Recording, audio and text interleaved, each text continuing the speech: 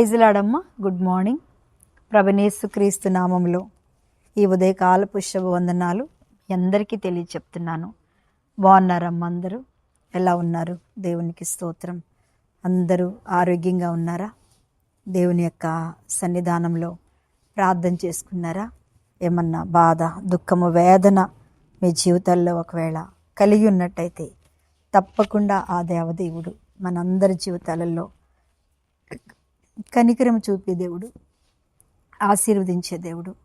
ఆయన నోట్లో ఎప్పుడు ఆశీర్వాదం ఉంటుంది కదా. ఎప్పుడు ఆయన మనల్ని ఆశీర్వదిస్తూ ఉంటాడు. ఆరోగ్యంలో కానీ, కుటుంబంలో కానీ, ప్రతి విషయంలో కూడా ఆయన ఆశీర్వదిస్తూనే ఉంటాడు. ఆమేన్. దేవునికి స్తోత్రం. ఆదికాండము 27వ అధ్యాయము 27వ వచనాన్ని చదువుతున్నాను. అతడు దగ్గరికి వచ్చి అతన్ని ముద్దు పెట్టుకొనెను. అప్పుడతడు అతని వస్త్రములను వాసన చూసి అతన్ని దీవించి ఎట్లనెను, ఇదిగో నా కుమారుని సువాసన యెహోవా దీవించిన సేని సువాసన వలె ఉన్నది అని చక్కటి మాటలైన చెప్తున్నాడు. ఎవరు ఆశీర్వాదం అంటే ఇది యాకోబు ఆశీర్వాదం. దేవునికి స్తోత్రం. హల్లెలూయా.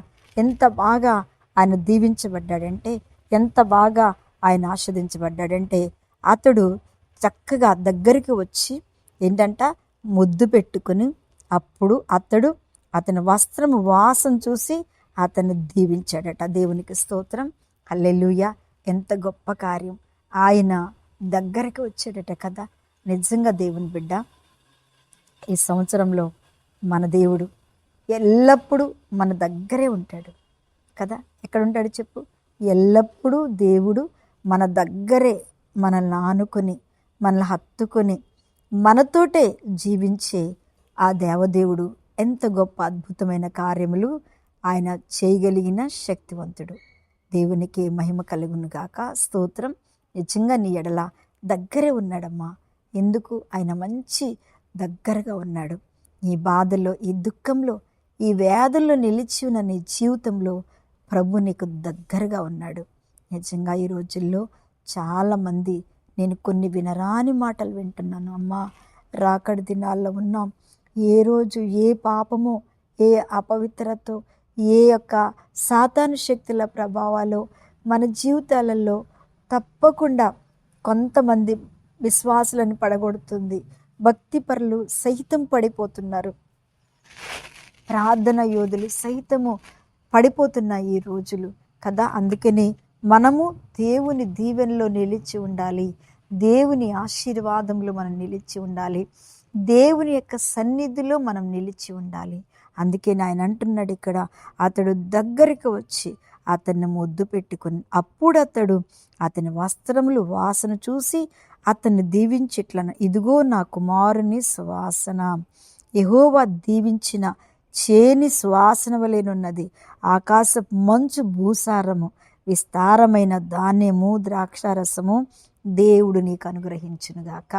చూడండి, ఈ సంవత్సరంలో ప్రభువంట మన వాసన చూసి మన దగ్గర ఉండి, వాసన అంటే ఏంటి చెప్పండి?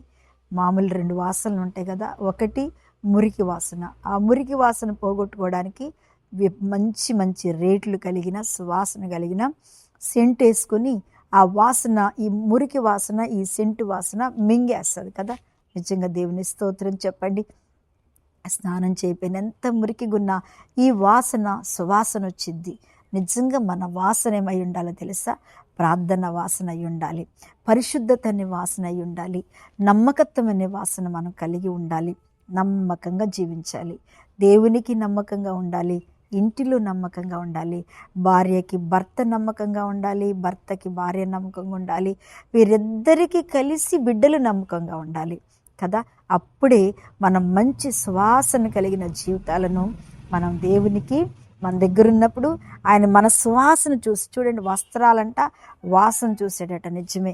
ఆ వస్త్రాలు వాసన చూసినప్పుడు మరి కొంతమంది, అదే చెప్పాగా సెంటు వాసన వస్తుందని, అలాగే వస్త్రాలు వాసన చూసినప్పుడు మనకి సువాసన రావాలి. అదే నేను ఇందాక చెప్పిన పరిశుద్ధత వాసన, వాక్యం అనే వాసన రావాలి. అలాగే ఆకాశ మంచును భూసారమును విస్తారమైన ధాన్యమును ద్రాక్షారసమును దేవుడు మనకు అనుగ్రహిస్తాడంటే ఎప్పుడైతే మనము ఆకాశంలో ఉన్న నక్షత్రాల వల్లే ఉంటామో, అంటే మంచి వాసన కలిగి మంచి జీవితాన్ని కలిగి ఉంటామో, మంచి వాసన దేవునికి వస్తుందో, అప్పుడంటే ఆయన విస్తారమైన ధాన్యంనిస్తాడట, ద్రాక్షారసంనిస్తాడట.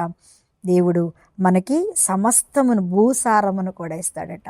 నిజమే, భూమి మీద జీవిస్తున్న మన జీవితాలలో భూసారం కొంతమందికి దేవుడు ఎంత దీవించినా సరే అది దీవెన అనిపించదు కదా. ఎంత ఉద్యోగం ఇచ్చినా అది పెద్ద ఉద్యోగం అనిపించదు. ఎంత జీతం దాని మీద ప్రమోషన్లు పెరుగుతున్నా సరే ఏమీ లేని వాళ్ళలాగా, అస్సలు మా దగ్గర ఏముంది, మా దగ్గర ఏమీ లేదు అంటారు కదా. నిజమే, ఆ సువాసన అంతా కూడా మురికి వాసన చేసుకుంటారు. కొంతమంది దేవుని దగ్గర ఏం చేస్తారంటే అన్నీ ఉన్నా కూడా ఏమీ లేదు, వాళ్ళు ఎంత దీవించినా సరే దేవుని యొక్క సన్నిధిలో దీవెన గుర్తుపెట్టుకోరు కదండి. ఎప్పుడైనా వాళ్ళ బాధలు గుర్తుపెట్టుకుంటారు కానీ అసలు దీవెనలు గుర్తుపెట్టుకోరు. ఎవరైతే బాధలను మరుగు చేసి ఆ దీవెన గుర్తుపెట్టుకుంటారో, ఆ కృతజ్ఞత కలిగి దేవుని సన్నిధిలో ఆ కృతజ్ఞత అనే సువాసన ఎవరైతే ఇస్తారో తప్పకుండా వారికి ధాన్యములో కానీ అన్నిట్లో కూడా విస్తారమైన ధనములో కూడా ప్రభువు వారిని ఆశీర్వదిస్తాడు. అటువంటి ఆశీర్వాదాలలో మనం ఉండునుగాక. వాక్యం వింటున్న మీ అందరూ ఉండునుగాక. కళ్ళు మూసుకోండి, ప్రార్థన చేస్తాను. మహాపరిశుద్ధుడా, మహిమ కలిగిన తండ్రి, స్తోత్రాలు. ఈ సమయంలో ప్రభు మీరు దిగి వచ్చి మా అందరితో మాట్లాడి తండ్రి ప్రతి ఒక్క బిడ్డను దీవించారు, దీవించబోతున్నావు. ఆరోగ్యముతో ఆశీర్వాదాలతో నింపి చక్కటి పిల్లల చదువుల్లో, వివాహాల్లో, అయా అనారోగ్యాల్లో నాయన నిత్యం ఈరోజు జరుగుతున్న కార్యక్రమాల్లో ముందుకు నడిపించి వారి ప్రయాణాలను దీవించమని యేసు నామమున అడుగుచున్న తండ్రి, ఆమేన్. ప్రైజ్ లార్డ్ అమ్మ. దేవుడు మిమ్మల్ని దీవించునుగాక. ఆమేన్.